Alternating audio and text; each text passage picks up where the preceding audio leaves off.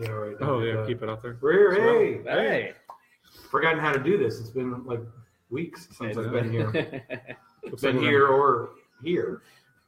So, hey, welcome to Tips from the Bar. We are CCSK Law. Well, we're CSK Law tonight. We're missing a second C. C. Yeah. She's on assignment. She's on assignment. I put that in on assignment. And we were able to tag people tonight. It's amazing. Facebook got their stuff together. Who knows? Just still haven't figured out that the randomness of that. But Isaiah. I'm sure it's something. Joined, not Isaac Hayes. Not Isaac Hayes. Shut your mouth. Shut your mouth. I'm just talking about Shaft. That's what we're talking about tonight. We'll be talking about Shaft. Right. No. As in what Mother Nature's going to do this weekend with the snow. Oh, are we getting more? Apparently Thursday to Sunday we're getting dumped on, with Saturday and Sunday being stupid. I get an Indy Star, which is the newspaper down in Indianapolis, updates, and they're expecting a mess tomorrow morning. Right, they're catching on some of what passed through us for this first round. Okay. Yeah, which wasn't bad. This wasn't much, but wasn't terrible. They were saying though last week they were saying like by Wednesday this week we were going to have like 13 inches of snow and all this stuff, and that fizzled out to nothing. So who knows? They're arguing this weekend. The report moved away from us on Saturday. Mm-hmm. Camped on them or Sunday, whatever day it was. Oh, really? It always does though. Glad I didn't have to go up there for anything. Right. Yeah, I'm glad I didn't have to go to LaPorte Hospital. I just ran up to Porter. That's not bad. Regional Med Center. That's only like a 10 or 15 minute drive. Yeah, it's pretty quick. Pretty quick. And I guess as we talk about different things that go on, obviously I'm always banging the drum for getting ahead of things, but and people put it up. I was on the call with a client today, and we're working on some stuff for one of her family members, and it's like, I should take care of my own stuff. Like, you should. Yeah. That works. But this is one of those situations where I'm glad it was able to work out. I got a call this afternoon from somebody, family members in the hospital. Don't know what's going to happen, but he's there, and he starts saying, "I need to do this stuff. You need to do this stuff," and they don't have the documents for, the daughter to take care of stuff. So it worked out okay. My schedule had a gap in it, and I was able to put something together. Ran up to the hospital and visited with the family for a little bit, and now hopefully she'll have some time to get some things moved around, and because I've already set the table that our goal with doing stuff now is to add some non-probate transfer stuff, right? So we can stay out of probate because we don't want this to end up in probate. So. And obviously, this is a lot easier to do preventatively when you're not having to go to the hospital. When you have time. Dance with doctors. Right. Sorry, I have to do something medically urgent. Right. No, I need to talk to the client about a power of attorney. Yeah. Medical doctor versus juris doctor. Right. That's always that's right. In a hospital? In a hospital, we're on their territory. I think you're on their turf. I will happily lose that one. I know, they really should win. That actually, that's fair. But as I've talked to different people in those circumstances, you never know how quickly something's going to accelerate. The person may have been fine in the morning, and then through procedures and things, they may have a reaction. They may be on some sort of a pain medication that makes them very listless and not able to respond and participate or sign and things of that nature. And I'm glad it worked out, but it doesn't always, though. It doesn't. We've literally come across that situation of just getting that phone call where it's like you were in the middle of planning and something happens and you did not expect it, and then. But I've had a couple clients where we started the Medicaid planning process and then flips to probate. Right. So get out in front of it. It doesn't have to be painful. I've had some good experiences with the clients recently who are like, "Oh, glad we finally got this done. We've been talking about it forever." So we should talk about the good experience. We just talked about how the horrible weather is going to destroy everybody, and then now about this very depressing topic here. But there's Market's things that up can today. be done. Is it? The market is. Did it end up positive? It did. It ended up 500 and change. It was a good day. Wow. It was Holy solid. cow. Just the runs of ups and downs, because it was down. I was visiting Friday a financial advisor today, but it was down 1175 yesterday. Yeah.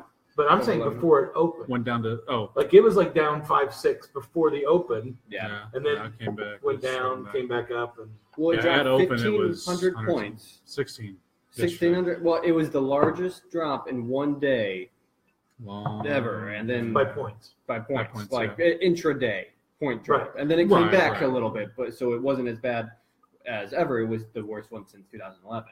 Right, and 93% of that's pretty much run by bots anyway, though. Yeah, a lot of it's the thing that they're talking about. A lot of it's automated, and when it starts going like that, there's a panic cycle that sets in and stuff like that. I mean, if you look at the core, and the core fundamentals are actually getting stronger with businesses. So, but there's no real reason for it to drop like that. Interest rate fears. It's Russians interfering with our economy. Well, there is a bubble. It's going to drop. Well, yeah. Well, so we have. Bonds are getting stronger, so stocks aren't looking nearly as good. We have interest rates. We're not financial advisors. We are attorneys, by the way. By the way, we're just attorneys talking about. But I'm a business attorney, and you deal a lot with financial advisors, right? Kurt used to be a financial advisor. We all dabble in terms of knowing this stuff. We're going to refer you to a financial advisor to handle that professionally, but we can at least talk with them about it. And this is a big thing for like the businesses that I work with.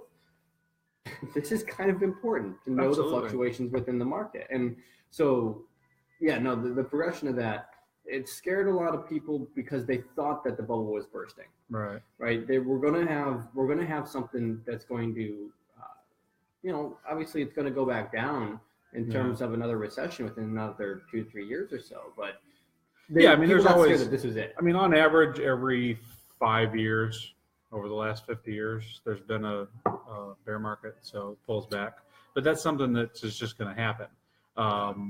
It's been quite the long run. Over the last 100 years, it's averaged every 3 years. So we've been pretty good for a while. And this last year, the run-up was significant. It went way too fast. So, I mean, anybody that was saying that didn't expect some sort of a pullback either doesn't know what they're talking about. I thought everybody did, because every commercial I hear, everything. Crash is coming. Yeah, everybody's forecasting doom and gloom, and I don't think it's going to be big doom and gloom, but there's going to be a pullback, and as everybody talks about. And it scared them that this was it, though. But the worst part was that they couldn't pinpoint why they thought this was it. And that's what really scared them. They couldn't pinpoint what was going to turn it back around. Yeah, it was like, true. But it goes back to there's so much automated trading now. Yep. Right. And there's new products out there that do packaging of certain companies. If this happens, then this happens, and so the automatic buy or sell. And there was something I caught on the news. I didn't quite catch the whole story. Where Credit Suisse, pretty substantial financial institution, is getting out of some type of thing that really is causing that didn't do any good for them. I guess is what it worked out to be. So I guess that's just why it's important to have a diversified portfolio. Things invested in that are not correlated directly with the stock market all the time. As my client today said, his wife or the wife of the couple was joking with, we were talking about tangible personal property, valuable tangible. Yeah. And she said, we keep waiting for that koozie collection to catch on. The koozie collection. Like everybody has for the Beanie Babies to come back. The Beanie Babies are coming. They got my dad was a big believer that Beanie Babies were the Bitcoin before Bitcoin. Wow. Was the Beanie Babies. He hedged a lot on the Beanie Baby market. Hedged a lot on Beanie Baby. When we had to go clean out his house, we found them all. Wow. There was no market. No market. Sort of like donating them to like the state police if you're lucky. Comfort animals. So, well, I mean, the other thing too is that, and I used to see this. I was a financial advisor back around 2008 when the whole crash was happening, and so you were the problem. No, was it your fault. No, I did not push the button. But the big problem is that people, and understandably, people panic. Yeah. And they want to sell. Right. And the problem with that is that then you're locking in the loss. Everything's just on paper until you sell. Once you sell, you're claiming it. Yeah. So, the story that I would tell people to explain to them is that if you want to sell your house, would you wait till the price goes up or wait till there's a housing crash and say, okay, well, now that it's low, I want to make sure I get rid of it because I don't want to lose all my money. Right. And the answer is, well, no. You'd say, write it out. You'd write it out. You'd be like, oh, I know it's eventually going to come out. And that's one of those things that people have a hard time understanding when it's something that's a little bit less tangible. It's something, like real property, real estate. Well, it's there. I know it's there. I can see it. It's a little bit easier with stock or investments of that type of thing. It's a little bit more fluid. So, but I think the harder thing about and I always hear this with people. The people I deal with are talking about retirement accounts. And I remember 2008. A lot of the world could wait for the market to come back. Sure. But people who are living on the interest or the dividends produced by or the RMD portion of their IRA. That had a substantial effect. In fact, I was talking to an advisor yesterday, and back then they took off the penalty for not taking out an RMD because some people thought I can't afford to take any principal out. Oh, right. Or, let alone the RMD. So they'd let people keep the RMD in to try to keep their principal up as the market came back around. And then they do things like that periodically to help out. But part of it too is that when you're, if you're living off your principal, you're in trouble. I mean, ultimately, as financial advisors will tell you that as you're investing, you want to plan to live off about 4% of whatever your total assets are, because then you can withstand those ups and downs. Right. I mean, if you take and you have a 30% drop in your portfolio, which as you get near retirement age, you should be making it safer and putting in bonds, but bond market gets hit too. Yeah. The bond market went away a lot. I mean, the yields on bonds. Yeah, they were right. But that's a myth. That's a smoke story, because if you buy a bond, because if you buy an actual bond, now bond mutual funds, yes. But if you buy a bond, okay, the bond's got a price. You buy that bond. It's $1,000 to buy that bond. There's an interest rate on that. Unless the bond defaults, you're going to get that payment. Now, the value of that bond goes up and down, so it'll make the yields look less. Right. Yeah. But based on what you put into it, you're going to get that percentage. So when you design a fixed income portfolio where you're holding actual bonds, I always like that because it allows that income to come in. You know it's going to come in. What's different though. And some did default. But those interest in those yields, the percentage was a lot different. I mean, there were times when the percentage was paid a higher return, right? And that whole market flattened out. Heck, CDs, you get a CD for 7%, right? And, and now that market's I think you're paying people for CDs. The interesting thing is when the market tanked and the yields were going away, what you had was a lot of these higher. So a lot of people that had bought these 20-year bonds a few years before and were getting paid 6-7%, all of a sudden the values went up, so their yield dropped. Okay. But they could sell that instead of selling a bond for $1,000, they were selling it for $1,200. So they were getting a capital gain on it too, if you will, as more of a general investment. So it's interesting. I find it fascinating, but a lot of it has to do with just kind of being able to write it through. Well, yeah, and writing, I think that's incredibly important. And but there was something that RG brought up that I think is pretty crazy to talk about, and that's the Bitcoin. And but not just Bitcoin. We'll call it cryptocurrency, and separate that a little bit from chain blocking, but going specifically into the cryptocurrency as an investment. I am old, and I'm going to say right now I have no idea what he's talking about. I just said words. Get off my yard. Get off my lawn. Get off my lawn. Bitcoin was up 8% today, so it's at 75.35. Is this akin to Monopoly money? Can I? Yeah. Does Monopoly money literally akin to that? If you had hundreds of thousands of people or millions of people agree that Monopoly money had value, at that point it would have value, and that's literally what people are doing. They want to cut out the middleman, which are a couple middlemen, one banks and two apparently government taxes, and start using these virtual currencies as a means of getting around the middlemen. Okay. Right? I mean, globalization was going to be driven by capital markets because businesses can go where governments cannot because of sovereign, restrictions. Sure. Governments cannot cross the lines, but businesses can. Now, how do you communicate if you're having to deal with exchange rates or government sovereignties that you don't want to have to deal with? You create a form of currency that can cross those borders, unlike your normal currency.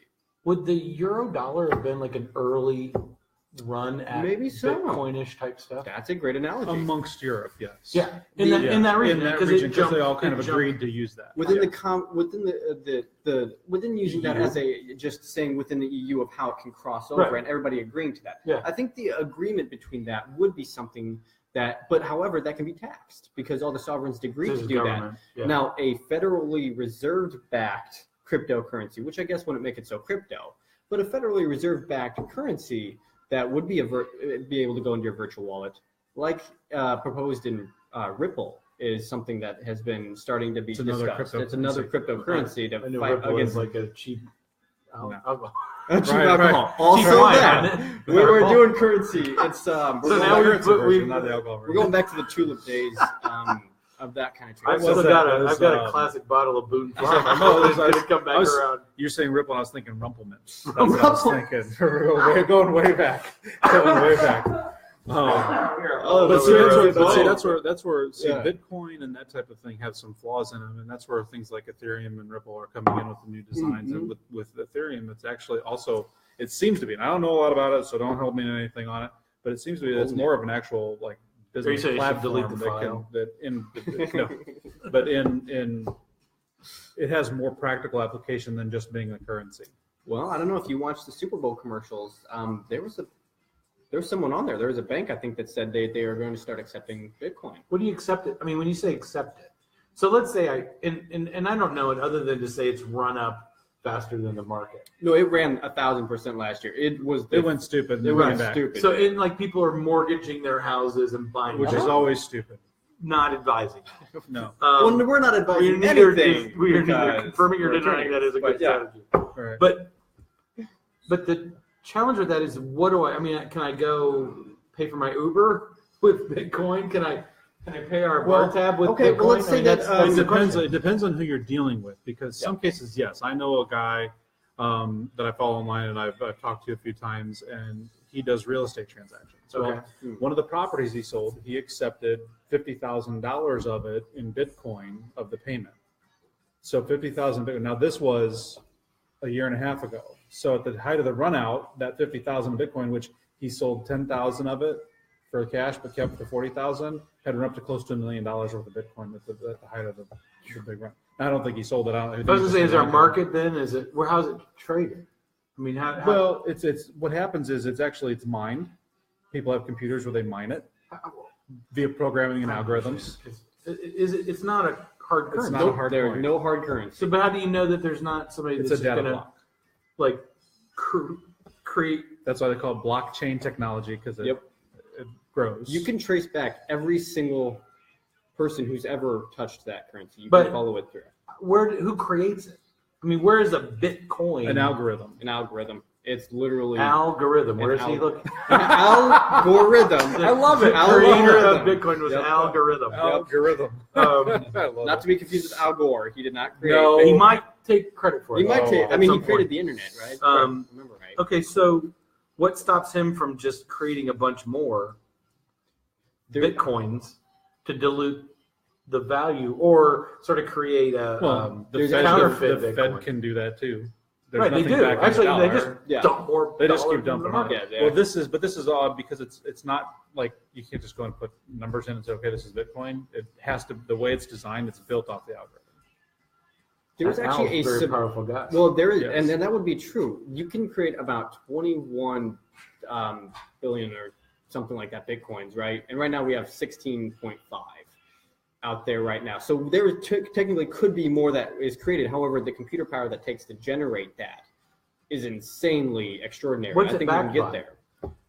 Gold. No, I'm just kidding. Nothing. No, nothing. By our societal belief that it has value. Right. So it could just global agreement that it has value. Yeah. It could. Somebody goes, wait, this is all a house of cards. A year ago, I could have bought it for $700. Somebody accepting it as a dollar. Somebody accepting it as this piece of paper matters. You know, since we went off the standard in '71, we're not went off the gold standard where every dollar isn't backed. But why did we even decide that gold? Because it's shiny? Because it's rare. Because it was gold? Because it's rare? Because it's rare. I think there's a song that says all that glitters isn't gold. Yeah. It ain't gold. We got to fool somebody into taking pyrite. That's all right. That's good. Man, who would have thought this was the track we were going to take? But I will say that, and I don't think I'm alone, and I don't know even what percentage of the world understands this whole cryptocurrency. None. Nobody does. Minimal. No, there's some. I'm kidding. There's some people that are. The IRS does it. It's getting people's attention as a viable, if nothing else, tradable. Well, nothing else has ever grown 1,000%. Well, but there's a lot, and it's not just tradable. It's not just tradable. There is a lot of it is being used online. Because see, with online, I think, and this is just my pure opinion and speculation. Forewarned, pure opinion and speculation. As is all it is, really. But you need to have like a flashing sign that comes with a disclaimer. Do not take this as advice. with the internet, things happen so fast. Right. It really slows things down when you have to exchange currencies before you make a transaction. And if you make it in just one currency, then the person's value isn't changed. So having this kind of controlled agreement of the Bitcoin allows that to happen a little bit more efficiently, I think. Okay. Now, Bitcoin itself, as I've heard people talking about, has a lot of inherent issues with it. And that's why you have things like Ethereum and Ripple that are coming into the market that have kind of fixed some of that. And they're making it. Now, ultimately, I think what's going to happen is it's going to narrow down into one or two types, and that'll be it. Because think about it. Look at. I mean, currency. When you looked at, I think if you go back to like the 1800s, like states had their own money, and different banks had their own money. Oh, it was all like with the articles of the Confederation versus yeah. So how does the money and currency exchange? How does this all happen? So eventually, commerce because you didn't have. My dollar's worth more than yours, bro. If we assume that this is going to work very similarly over time, it's going to kind of work its way out to where everybody kind of agrees. Okay, don't like that one, don't like that one, I like that one. That one's more stable. We're going to go with that. Everybody just agrees, and everything becomes that.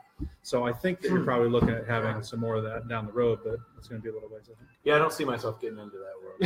And I think is it a physical? I mean, what? No, there's nothing physical about it. There is. You cannot buy. You could go on Amazon and buy a Bitcoin. It's not actually what it says. It's in a digital wallet. When you buy it, you have it in a digital wallet, and it'll tell you how many shares you have. It's like 1.3257894. You know, however much you buy. Yeah. And then you can use it to sell it. It's too much for my little 52-year-old brain to take on. We're going to talk about good old greenbacks. The way I always kind of see it is so with the leading off of what you're saying with what's probably going to happen with it, at least in what I expect, my opinion on this. Just speculation, right? Thought. My speculation on this. Disclaimer. Not very legal today. We're just shooting the breeze. Middlemen don't like to be cut out, right? No. Specifically, if you're cutting out the government, they don't like that because they want their taxes, which means the government's going to do one of a few things. They're either going to make it illegal. 2, they're going to make it legal but tax it as ever if they can figure out how to do that. Or 3, can't beat them, join them. They'll create their own. Right? Now, I know that there's some countries that want to make it illegal. Virtual currency is illegal. There's some that IRS has tried to figure out how to tax this, but they don't know how. They don't know whether to call it an asset or what. They don't know what to call Bitcoin or cryptocurrencies. And then finally, you have a Federal Reserve-backed cryptocurrency, such as what might be Ripple proposed as this, to say if you can't beat them, join them. They're going to fall into one of those 3 categories because otherwise you have to take government out of it, and government doesn't like that. I think if the government tries to do their own, I think that would be the best thing for the other cryptocurrencies, because people are always going to want something that's got the government's hands out of it. Oh, yeah. Because really, the Fed's not even the government, so I don't know why we're not talking about. The Fed's like a company, and they do their own thing. The Federal Reserve is a company. They are not the government. They print the money, and they say, okay, here, we're going to print $1 trillion. You owe us $1 trillion. Yeah. So it's kind of sick and twisted, really, but that's how it works. So I think welcome to the Libertarian Corner. Yes. Libertarian Corner. We need libertarian views. No, but I agree. There's the concept that started out as some of these things has just gone and created its own beast. Absolutely. And you can't get out of it. I mean, I think as we talk about our what you were just touching on, how do you back out of that now? Like, you couldn't just say, hey, you know what, that whole Federal Reserve concept, not gonna work. Well, they could do that. I mean, the Congress has the right to buy back. Yeah, well, they also have the right to pass a spending bill, but they don't. Right. I mean, yeah. Welcome to Political Corner. No, they have the right to buy back all shares of the Federal Reserve. They have that. It's agreed upon par price that they can buy it back at. I'll just write you a few bonds. A few bonds. You take a $1 trillion bond. Right. Yeah, I mean, it's so messed up. I think that's the thing. And go back to what you said to me. What's behind this dollar? Nothing. My belief that this dollar is worth $1, yeah, and that the people here believe that, and the people down there, I'm going to go buy a taco farm believe that. Well, and I think that's the thing. And I think if you started to try to unwind that, you'd have, if anybody watched Mr. Robot, you'd have a massive amount of like complete implosion of the entire. But in reality, we're kind of transitioning from that, though. But we're transitioning from that, though. I mean, how much? I mean, a lot of people don't use cash anymore. It's all digital. It's all credit card. But it's based on a cash value of $1 equals $1. Right, but when there's no actual paper dollars. Right, no, I agree. It's all just digital transactions. Actually, I kind of hope we made it all up. I want them to make our money like Australia, where it's that kind of plastic material. I think that's really cool. I haven't seen it. You haven't seen it? Oh, it's phenomenal. It's really cool. It's not like paper. It's something. No, it's going to end up like that Justin Timberlake movie. Let's be topical because he was Mr. Halftime. Yeah. Where you had to. Like you had life credits. Oh yeah. I love that. Out of time or something like that. Out of time. That was a great idea. I love that. But, yeah, that's what's going to happen. We're all going to have digital. We don't have value. We just have I can't remember how you got value, but we'll find that secret safe that has like stuffed all the extra time in it, like a 300 years that only a few people have access to. Yeah, that's what it's going to come down to. There's talk. I heard somebody say like a long time ago, like so. There's codes, like when you have your Bitcoin, it's programmed into your wallet and it's like secured by a code. But there's actually like passwords that are missing. So there's about 8. This is very. I was going to stand up, like because it's the national anthem. Like we're talking about Bitcoin. Step out of our government. Welcome to the libertarian corner. Anyway, it's there's supposedly like $8 million or $8 million worth of Bitcoin or something like that. $8 billion now, probably. It's just kind of. You said 16. Yeah, 16.5. No, 16.5, and the max that they can get to is 20. No. That's number of coins. Oh, number of coins. What were you saying? I was talking dollars worth. Oh, dollars worth. Right. Oh, but there's like somebody was saying like there's like there's a block of like 8 million or 8 billion. This was a long time ago, so maybe it was million then. Mm-hmm. That's kind of just disappeared. It's out there still. It's just. But so they're still basing their value on the dollar, ultimately. To say that, they haven't completely vacuumed to themselves because they're saying, well, this Bitcoin's worth whatever it's run up to, 1,000% based on it was worth X amount of dollars, now it's worth Y amount of dollars. Yeah, I think that's a translation to understand. Yeah, because it'd be tough to compare this. That right there is a lot of Boone's Grove. Exactly. That's how I interpret that. Puka shells. Or what are those things called? Like turnips. Let's talk about turnips. Rubies. So, I think ultimately that's, where it just gets difficult for people to get their head around. And I think, until we get to that out of time moment where there's just a complete change of everything tied into one thing. Yeah. Like I'm gonna go buy a soda and it's gonna cost me tick, whatever it was. I don't know. 37 minutes. Shortened my life. There's a bank commercial running that way now. It's like, hey, what's the cost of this car? Oh, it's 7 years of work, or it's like 300 hours, whatever it might be. It's it translates it into actual amount of effort that you put in. Yeah. And such. So I might be able to negotiate it down to whatever it might be. So trying to apply it to a real pseudo-tangible relatability. That's a good idea, though. I like what they're doing there because really, what is money? You're absolutely right. It's something that the value of my time. It's the exchange of value. Exactly. My time for this, or my production of what I made that generates this value, and then I want to give this value for that drink or this bar table or whatever. Right, exactly. So it's really just a store of value. So when you actually break it down by, if you're trading your time for money and you think, okay, well, I make $20 an hour or whatever, so we're going to call it that, and then you can break it down to this many hours is what this is worth. Exactly. And that's an interesting way to look at it because that would encourage everybody to find a way to increase that as much as possible. And so, go inside baseball. Do you not catch yourself doing that though? We were talking about this today. So as the way our structure is set up, we're not going to see that wonderful, bounce on our check because we get paid based on what we do. Yeah. Right. So there's no withholding. We're both business owners and attorneys. Right. So we get paid on what we work. We get paid. We have a client that pays us. We get paid after the firm gets paid. So So that's a little bit different. But I find myself doing that in the sense of what does this translate into? How much work I have to generate? There's 2 groups that do that: attorneys and salespeople. Right. Sales. Anybody that's commissioned, they can translate their. It's translated into what do I need to do to get that. But for people that work hourly and they just get a check every week, they don't really think about it. I go salary, in at $8 or salary or salary. Right. You know, they don't really think about it. I go in at this time, I leave at this time, and I get paid. So that's a pure more dollar approach to things. Mm-hmm. Whereas I think when you have, and you've been in that commission sales world. Yeah. So you say, what do I have to do what do I have to sell to get to the point where I net X to finding your N. Finding my N. Your N is the N. Yeah. The number of prospects you need to hit to get a certain number of sales to get a certain number of dollars generated. Yeah, exactly. And if you want to increase this, you increase that. It's an interesting mentality to approach because now I'm not setting a goal sort of in a vacuum. I'm setting a goal to say, here's what I have to do. Here's the activities I need to do to generate the leads that I need to generate the prospects, to generate the net. It looked like Corey from Radius. I wasn't sure, but not Radius, but Ricochet. That's our word. I was talking to somebody from Radius. I can't remember if we talked about this on our show, but Radius is a restaurant that opened a couple of years ago now on Main Street. It's one of the downtown historic downtown license groups. Yeah.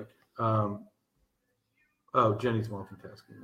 Bitcoin is up close to 1% since we've been on the phone. It trades constantly all day long too. Yeah. So it's not set to market. Just saying. I mean, how could you not put that aside though? Wouldn't you be stuck like this super like you could never look away, right? I mean, if you were like interested in day trading it. That'd be a lot to pay attention to. But anyway, I was happy to hear that Ricochet seems Radius seems like their stuff. Yeah, they get everything settled with the city, and they're going forward. I was talking to they're great restaurants. Lindsay is their GM over there, so yeah, because they weren't fine dining enough in the city's eyes. Talking about their food's good. We were in that conversation. That you and I were in that. You were ancillary to the conversation when I was talking to one of the councilmen about the. Yes. Yeah. So should have where the future of Valparaiso lies with the specifically like the Valpo Next program. Because he's Mr. Valpo Next. I'm Valpo Next. No, don't call me that. I don't know if I like that. What's up, VN? VN. Some sort of like Captain America-ish uniform. Wow. But so like I'm on the Valpo Next Economic Community Board, right? So this is or Economic Development Community Board, and that's specifically geared towards. If any of you ever went to one of the 38 meetings that they had about where the future of this Valparaiso city, what do we want to see done? And high rises downtown. And they sorry, that's high rises downtown. That's West Lafayette, actually. West Lafayette. Oh, yeah, that's where they're really. There you go. It's gone crazy. Right after they acquire the law school, in Purdue, that'll be the next step. Consolidate my. That'll have to be a discussion for next week because we're buttoned up against our clock. We are. But Valpo Next is a thing that Isaac's a part of, which has been this community outreach to kind of set the vision for the city. But we were talking to one of the councilmen, and one of the things, there's a lot of stuff that happens in a local community that doesn't get quite the publicity of, let's say, a president who tweets a lot, or a market that drops 1,000 points, or Bitcoin. And so one of the things that is out there that a lot of people don't understand is that the massive growth of restaurants in downtown Valparaiso was tied to liquor licenses. Yeah. Three-way liquor licenses are hard to get in Indiana because they're based on population. They're designated to certain regions, and they are expensive, 6 figures in a lot of communities. So if you wanted a restaurant to be able to serve beer, wine, and hard liquor, three-way license. Prior to this, a few years ago, the legislator defining these special circumstances, including historical downtown areas, which said, hey, what can we do? This is one of those, like, selling your soul sort of legislations, tying to, like, syntax and stuff. It's, like, going the same way. What can we do to develop a dying downtown? Let's put liquor licenses in there. Yes. But what happened was Next is a casino, right? Casino's right down there. Right? And then how do we make brothels legal? In today's world, it's how do we make marijuana legal? How do we make so there we go. Actually, they just moved on CBD oil. They approved it. They approved it. Big stretch by our state. That's like medicinal. We can't even buy alcohol on Sunday. Right. I mean, come on. Well, that's coming too. That's coming too. I did hear that. My wife told me that. You can't have cold. They did squelch cold beer in grocery stores. Heaven forbid it takes an hour to cool it. Big grocery stores. But somehow the gas station type places can. There's some weird. Oh, good. So when you're driving, right? Oh, okay. Exactly. I can pick up a cold one. But so anyway, there's this committee of people appointed by somebody that basically control Valpo's historic licenses, and you petition. And I think there's 11 of them in downtown Valparaiso, which goes from not quite Campbell Street to whatever that street is by Round the Clock, and then like down here down Morgan, because we're in the historic district, I think. But yeah. So, but they set a criteria of what it would be, and one of those things was a fine dining establishment, and they define it as linen napkins and tablecloths and all these different things. Is this for people that have non-liquor licenses? This was people who wanted to open a restaurant and could then petition to get one of these historic. But they have this criteria you have to meet. You have to be open certain times. You have to serve a certain amount of food versus alcohol. So they didn't want bars. Right. Like the ones that they already have over there.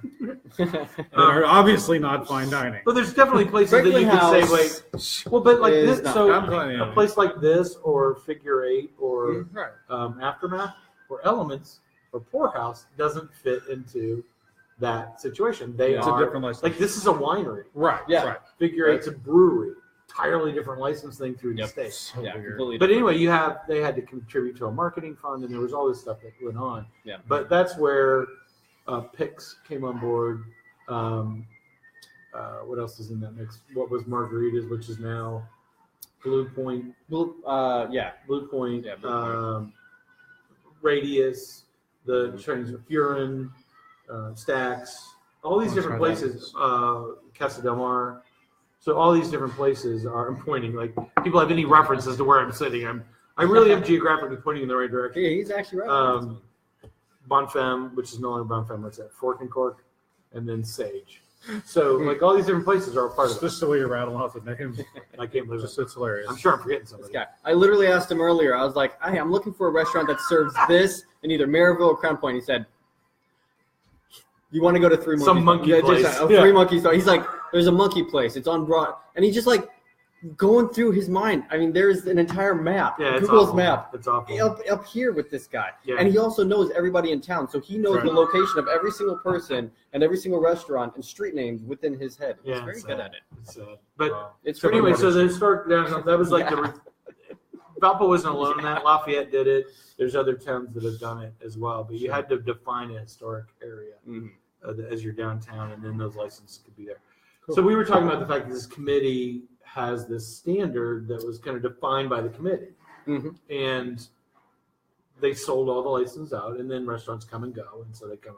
Sure. And Radius wasn't fine dining enough for a while, and then you had Ricochet come in, which was Valley, which was fine dining, but then you have Ricochet. But they're the same owners, I thought. But not the same delivery. It's not the same. So meantime, Ricochet is getting pinged around like a pinball. Pinball. They have to be wondering what the heck's going on. Ricochet just kind of flipped, right? No owner change, so no need to go back, I guess. But I don't know. Yeah. But I was happy to hear that it seems they've cleared all the hurdles, and they were, because it would have put them under. I mean, they wouldn't have been able to stay in business. I've only eaten there a couple of times, and it's totally worth it. I mean, like, it would have put them in an uphill battle. So I was happy to hear that they're good. Yeah, they do. You're making me hungry, though, because I need to eat. I do, too. So we've gone into overtime. We're into tips on the bar overtime. That's okay. It's been a lot of fun this week. Join us on our Facebook page for after-show comments. So, wait, we're on Facebook now. Comment, we'll respond. Send us an email, we'll respond. So we're CCSK Law. We are CCSK Law here at Misbehaving Meads. And Jordan's on assignment, but thank you for joining us. Yeah. So if there's anything we can do, if you got questions, you got what are you covering, and we'll wrap out. Bankruptcy is the big one. That's where you're focused. I'm focused on. You got a new book out.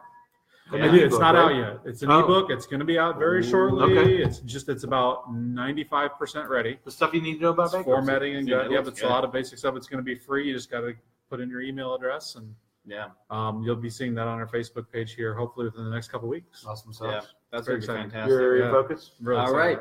Business planning, contract drafting, entrepreneurial strategies, corporate structuring, some real estate stuff. Yeah, I do everything business. 100% business clients. That's what I focus on all day long. So you got business stuff and guardianships. No. Total inside joke. Do not do guardianships. Jordan, who's not with us, is our immigration gal. She all the way. kills it. She's doing really well. Amazing. Oh yeah. So if you got immigration questions, you got, and it's not stuff. just the stuff that you hear about in the news right now. There's a lot of people that are trying to figure out visas. What type. She's working with a client that's trying to deal with the marriage and how do you bring folks back into the country. So all those questions, she knows that stuff great.